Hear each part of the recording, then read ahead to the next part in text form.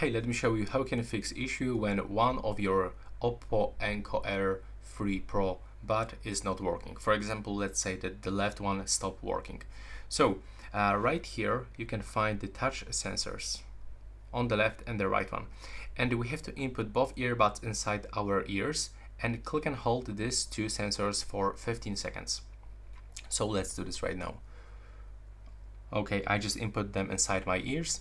And now let's click and hold sensors and let's count down. 1, 2, 3, 4, 5, 6, 7, 8, 9, 10, 11, 12, 13, 14, 15. Now it's finished. As you can see, they are not connected anymore with our phone because we just performed the hard reset. Input them inside the charging case. Close it for a few seconds and remove this previously connected earbuds, so just forget them. Now open the charging case and wait until this indicator turns white. Then click to pair new device.